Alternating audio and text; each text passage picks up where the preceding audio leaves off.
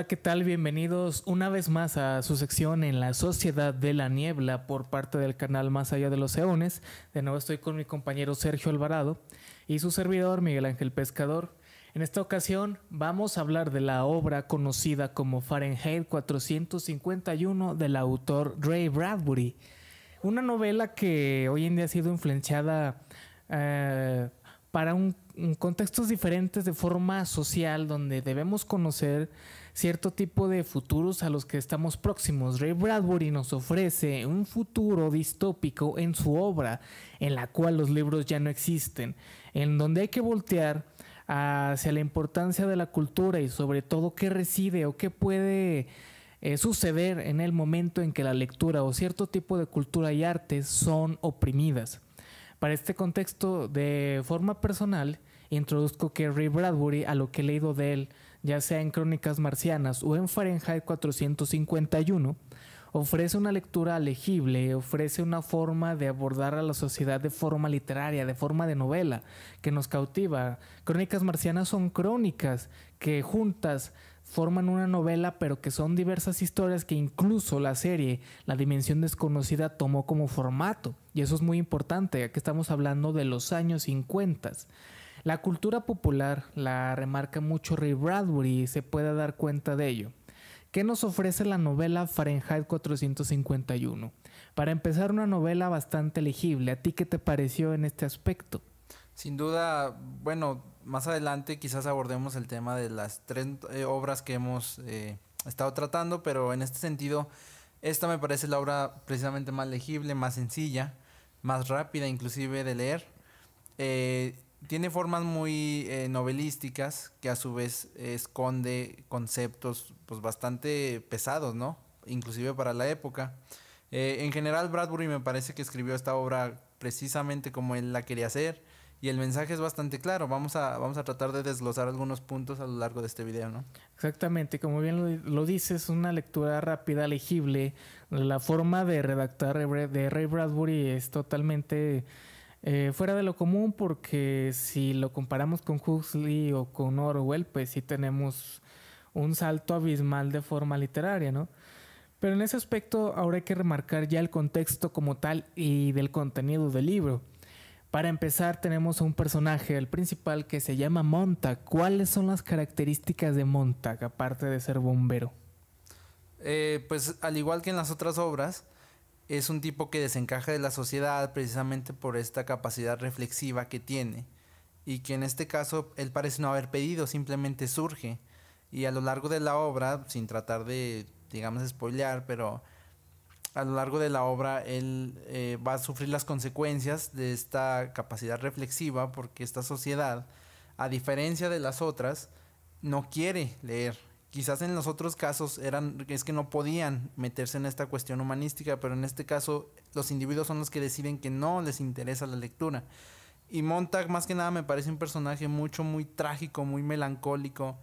De pronto lo describen en la novela como estúpido, pero esto no significa otra cosa sino que es un personaje mucho más realista, porque toma sus decisiones basadas en el momento, en las circunstancias y sobre todo en su sentimiento.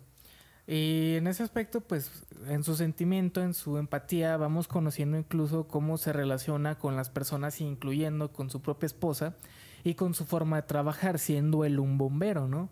Los bomberos para este futuro distópico hay que resaltar que se dedican a la quema de libros. Ya en ese futuro distópico las casas están hechas de un material en la que no pueden ser flamables, ¿verdad? En ese aspecto los bomberos pues de alguna otra forma dejan de servir en su oficio como lo hacen, digámoslo así, de forma normal, para lo cual se decide que ellos únicamente trabajen en la búsqueda de tener herramientas disponibles para quemar los libros que existan. Pero ¿por qué quemarlos? ¿Cuál es esa necesidad de erradicarlos de la cultura, de la vida misma de la sociedad?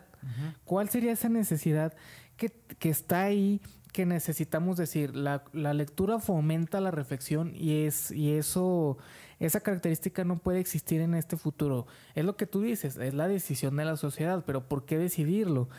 Hay que tener en cuenta que en esta sociedad futurista existen elementos ya de tecnología y eso lo podemos ver cuando Montag habla de la relación que tiene con su esposa. ¿Recuerdas cuando decía, por ejemplo, que se la pasaba viendo series o no me acuerdo si en series o un reality Ajá. en una pantalla, ¿no?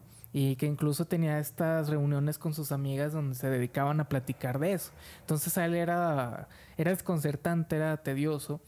Y antes de darte la palabra, que me expliques un poco sobre esto, quiero recalcar una parte que a mí me llamó mucho la atención en el libro, cuando él dice que su esposa no le hacía caso y lo estaba ignorando porque tenía estos supuestos caracoles, ¿no?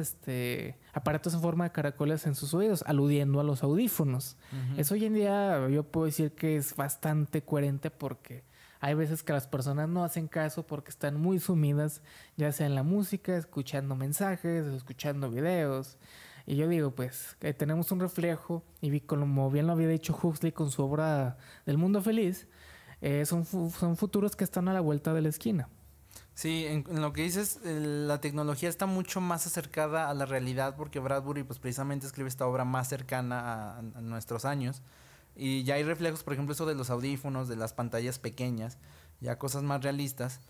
Y por ejemplo esto que dices de la familia de que están las 4 paredes o 3, ¿no? Donde salen los programas y los personajes que salen en la tele te hablan por tu nombre y convives con ellos en una pantalla.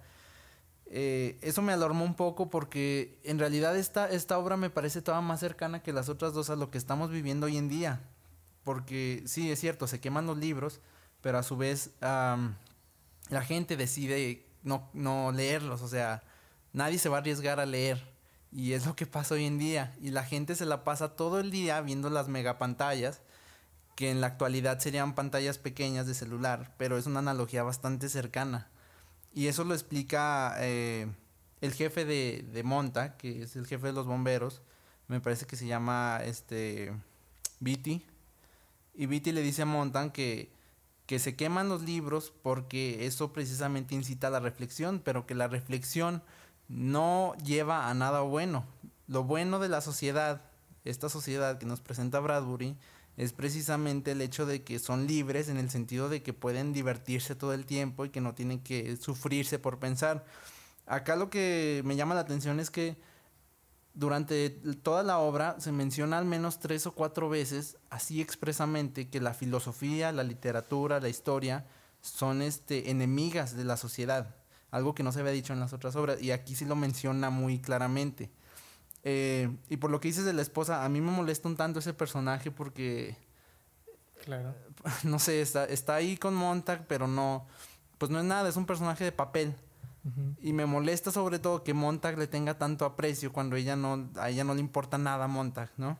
Ajá. Pero bueno, ya antes de llegar a ese punto, recalco lo que dices de la analogía sobre ser muy directos, muy explícitos. Bueno, Ray Bradbury con erradicar la cultura no es algo importante, no es algo que se necesite, pero yo lo veo en un sentido de sátira, porque yo digo que Bradbury, a lo que he leído de él, siendo, bueno, que en Crónicas Marcianas se repite incluso esas mismas características, que remarca mucho ciertos aspectos de la cultura americana. ¿Por qué? En Crónicas Marcianas me tocó leer cosas que tenían que ver con marcas, por ejemplo Coca-Cola o series de televisión, algo que de hecho se asemeja mucho a la forma de escribir de Stephen King, ¿no? Que remarca muchas marcas y modelos y cosas que a veces uno no entiende a menos que estés apegado a la cultura clásica americana. Entonces creo que él hace una sátira de que en esa época el boom fue la televisión. Lo que se veía aparte de noticias era la evolución de las radionovelas, que ya teníamos esto de, en vez de escuchar, bueno, las personas que vivieron en esa época, en vez de escuchar historias de vaqueros, de estar oyendo, no sé, quizás algún superhéroe, su forma de describir, o sea, uno se imaginaba, pero la televisión suplantó eso. Uh-huh. La televisión suplantó tanto los libros, las revistas, la radio, las radionovelas, la forma de sacar una cultura a sí mismo individualizada para que uno se imagine y experimente lo que es adentrarse en un mundo más reflexivo.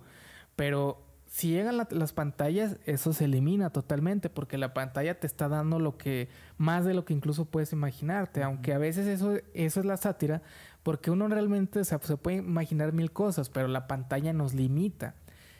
La sociedad de Bradbury está limitada ya en ese aspecto. Creo yo que Bradbury se imaginó su misma sociedad ya sumida en la televisión dentro de los próximos 50 años. Sí. Es la consecuencia innegablemente y se nota. Se nota y más por lo que tú dices, que es un libro más apegado al hoy en día, pero porque Bradbury vivió más en carne propia a comparación de Huxley y Bradbury una cultura popular. Entonces la esposa únicamente es víctima. Así es. Me parece que esta obra nos va a dejar hablar un buen rato. Pues, ¿qué te parece si hacemos una segunda parte de este video? Para Perfecto. Abordar algunos temas, algunos puntos que todavía nos falta tratar. Y de antemano, pues agradecemos que hayan visto este video y que estén al pendiente de la segunda siguiente parte. Así es. Muy bien, con eso vamos a seguir hablando de Montag y sus vivencias y sobre todo la reflexión y filosofía final de este libro. Muchas gracias.